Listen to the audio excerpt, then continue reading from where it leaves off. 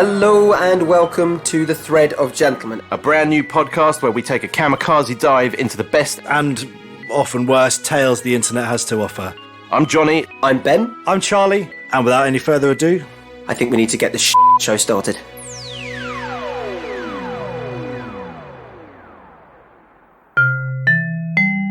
I lost my virginity to a water slide.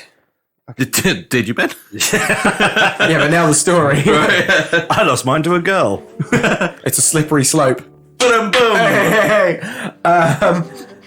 Do you guys know those water slides that you stand in and then they suddenly drop you straight down into the water slide? If not, look them up on YouTube. I am aware of those. Yeah, I'm aware of that. They're horrifying. I've seen them. Yeah, Thank you for the recommendation. Yeah, I'm not going to do one of those. I don't like the idea of being a human turd. Flush him! I'm already a piece of shit. Hey! Sorry, that's 2 for 2. Yes, the sweet memories of my first time on one of these. I feel that my mental/emotional scars have healed enough to tell this gem. No, it's not even a long one, so I'm excited. At the time, my girlfriend, now fiance, worked as a photographer for one of those resorts, the indoor and outdoor water parks. One of her perks was that her and her family, /member/friend, could get into the water park for free. So one hot summer day, she had off. We both decided to go. It'd be fun to go there, cool down for the day, have some fun. I get that. Have a splash around. While we were there, I discovered one of the most thrilling looking water slides. Basically, you stand in a tube, then the slide operator presses a button, and the slide drops you straight down a good 90 feet. Oof. 90 feet? Fun. Can I, what? Get a reference for that. What's 90 feet that we know of? It's like one more than 89. That's, Jesus. I am a dad now. I'm allowed to do that. There's no sandals and socks just yet. But, Give it time. Yeah, it shoots you down straight 90 feet before you actually start going down into the water slides. Oh, God, so the slide is more than 90 feet, then it's just that It's just a straight drop down 90 feet. Yeah, I think it is. That's... I know that there's water going down it and stuff, but I can't help but just have you ever been down a dry slide when you're a kid and your skin kind of gets tugged on it? Yeah. Oh, if there's not enough water on a particular spot, 90 feet, there's no, that's it. You're just at the will of the gods with that one. So before you actually start going down the water slide, it's a 90 feet drop. Me being a thrill seeker, of course, I had to try it. So I made the great climb to the top of the slide, stood in line, and finally it was my turn. Once I got to the tube, the operator told me to keep my legs crossed. Now, I'm a pretty big guy. Big and heavy, he says. So I was like, that's uncomfortable as Oh, yeah. Yeah. Oh, I just thought of that. I'm not doing that, he said.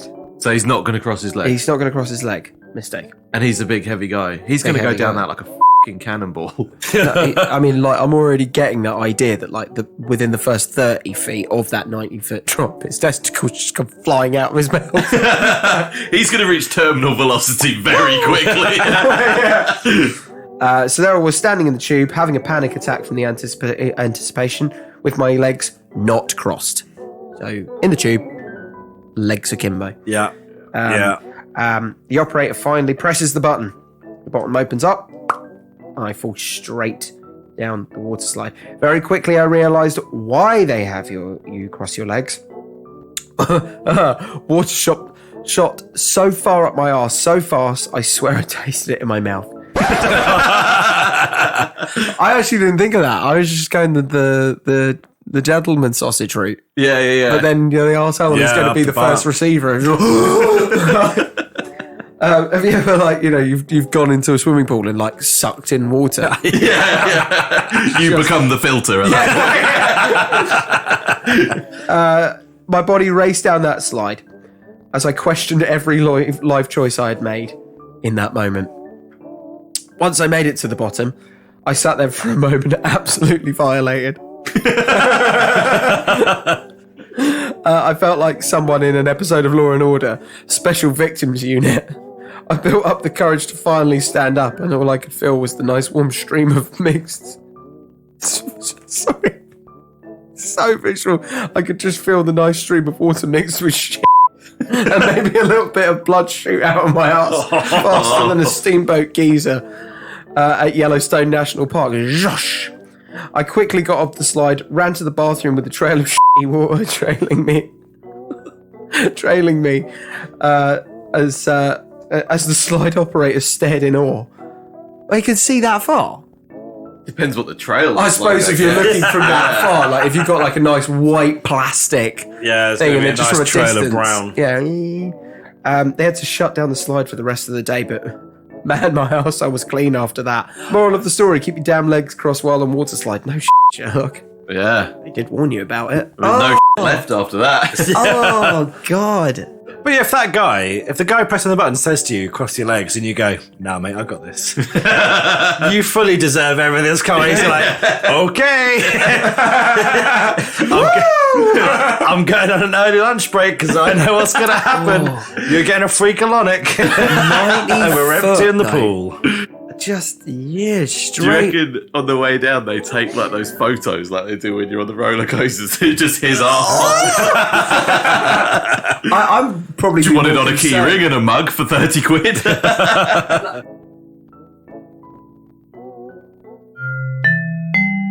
Okay, so I've got high hopes. I got the high hopes. this one was sent in. This one's called Kate the Fleshlight. The story involved my three friends. Let's call them Bill, Harry, and Matt.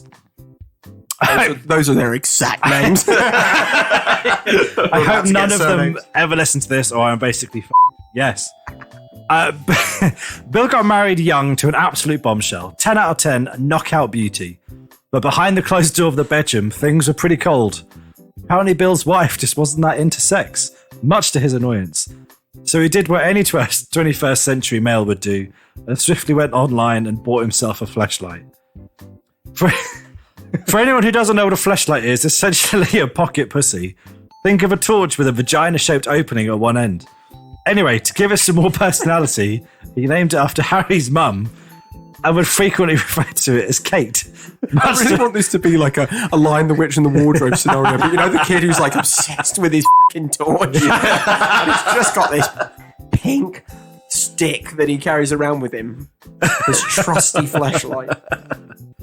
So he named it Kate, much to his friend Harry's annoyance. When it came up a conversation, why are you talking about this with your friends? Why would you talk about? Why not? So he named it after his mate's mum. He named it after his mate's mum. Well, it's like a farm animals. You never name it. Come on. Anyhow, Bill had to work all over his country for the country for his job. All over your country. And he was away for extended periods of time. This is where Matt comes in. He had gone around Bill's house to collect something or another and had happened upon Kate the Fleshlight while searching for the item.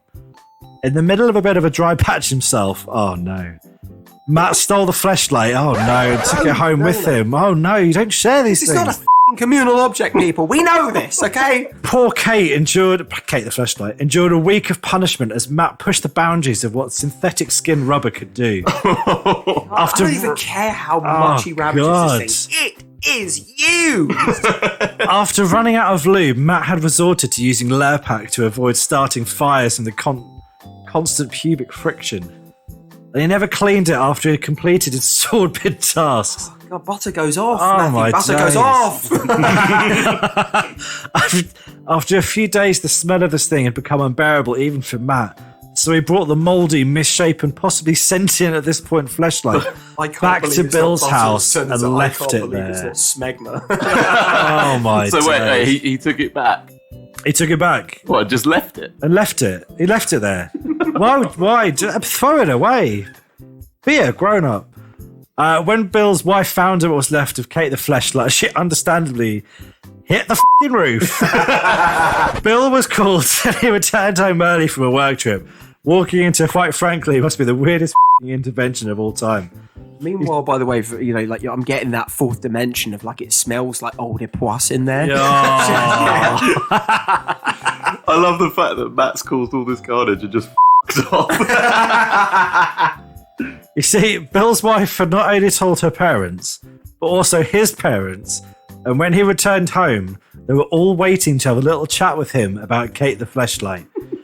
Details of this meeting are a little sketchy as Bill doesn't like to talk about it, but it's fair to say the in-laws were less than impressed with him. Anyhow, Bill and Matt are still best mates, and when asked why he didn't even bother to clean it, Matt said, "Just it's full of mouldy jizz and butter. I didn't want to put my hand in that." Which Can you make a new strain of STD? I mean, I get that. Like, did this guy do the f***ing STD equivalent of COVID? I mean, it turns around in the end. The good news is Bill and his wife, their sex life obviously improved because they've got loads of fucking kids now. Well done.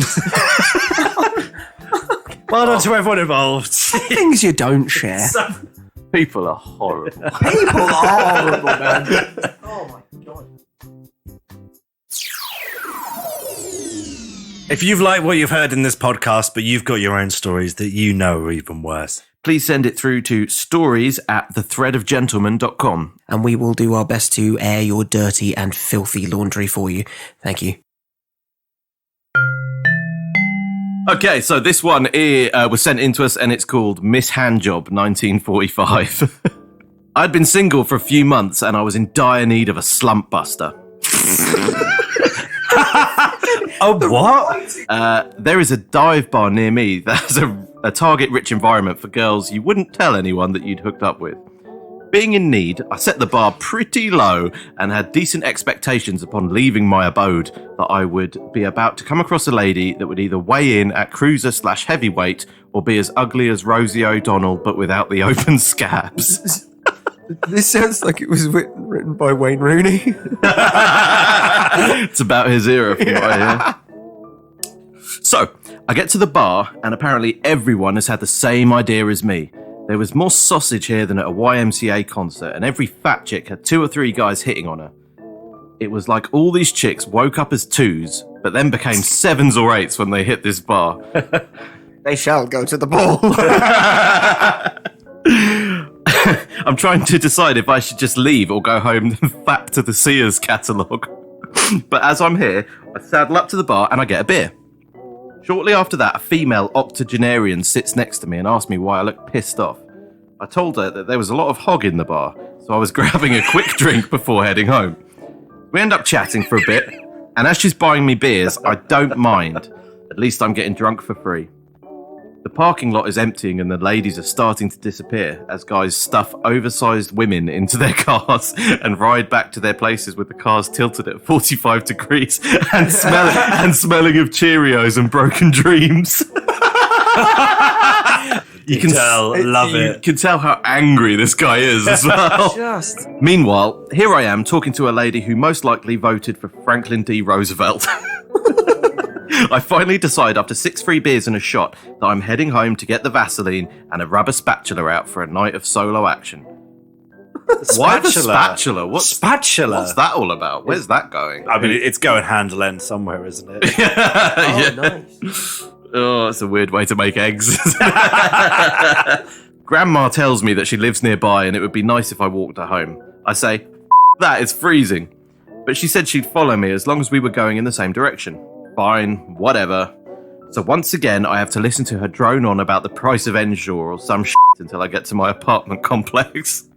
This dude sounds mental. Yeah, he's quite an aggressive gentleman. At this point, they'd probably Sexually be advising aggressive. that this lady maybe just get a bloody Uber. Or wait, is it actually It sounds like America. I in don't the know. 40s? No. I think he's calling her this because she's really old. Oh, shit. Now I'm just piecing it together. All right, well, she's had enough experience. She can look after herself. I mumbled something like good night or rest in peace. Head up to my place. Put my keys in the door and I realise that she's followed me. I turn to her and say that I just want to have a and go to bed. And apparently that romantic statement is just what she was looking for because she grabbed my junk like a death row inmate getting their last supper and said, "Why don't I do it for you?" So, like all men, I make a bad decision. So we head into my place and I sit on my nasty ass couch and yank out my purple-headed warrior, which is 100% limp at this point. Grandma goes after it like a hungry dog on a meaty bone, and is giving me Oh some... god, this is so visual. I Yeah. just can't even. I can hear it. So the grandma is giving him some serious grade A head, apparently. I'm starting to think I made the right choice here, and I'm beginning of thinking of ways to tell her to get the hell out after I give her an FDA-approved dosage of DNA pudding. While this is going through my mind, Grandma is apparently doing some mad ninja shit, because before I know it, she's got her pants off, and she starts to remove her shirt. Okay, forget what I said, this was a bad idea. And the look of her half-naked body is making me go limp. Granny tells me she's going to need some attention, and that if I liked what I got earlier, I would love what her kitten had for me. Oh, God. I mean, he still got laid. Well... Do you know what I mean? But it doesn't count. Who's laughing here? Well, it All counts. the people who've heard about it. Kitty's gonna get you. Oh, imagine she's got a minge like a butcher's bin as well. So I'm half limp as I try to furiously stuff myself into a condom. I managed to make things work, slowly slide things in, and it's surprisingly pleasant. It's like putting your dick in a bowl of warm pudding. I slowly go about my business and start to question all my life choices that have led me up to this point. I'm getting lost in my thoughts when Eleanor Roosevelt whispers something in my ear that will haunt my dreams forever.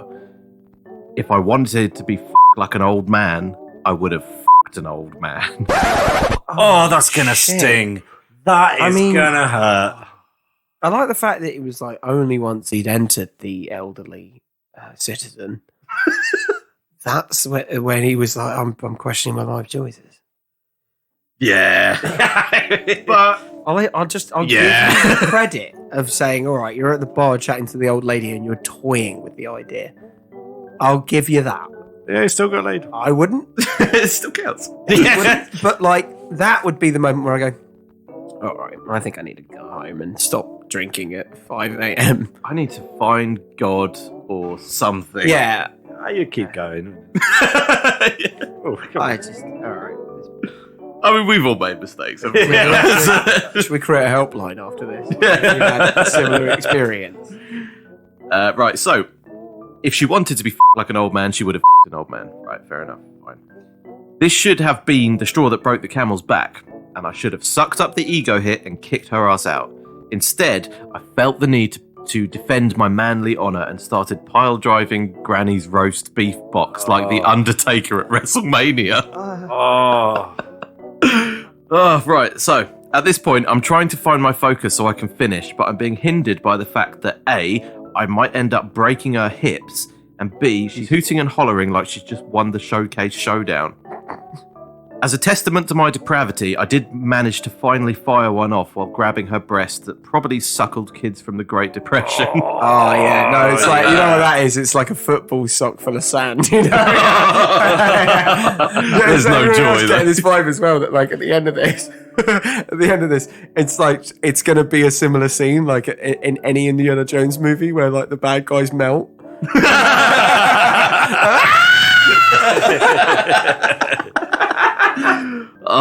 After that, it was a haze of her getting dressed and me half passed out thinking, God, I hope I don't remember this in the morning.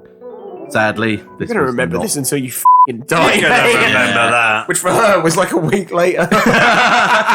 Sadly, this was not the case. Jesus Christ, I feel like I need a bath or a shower or something after that. And now we've shared it with the world.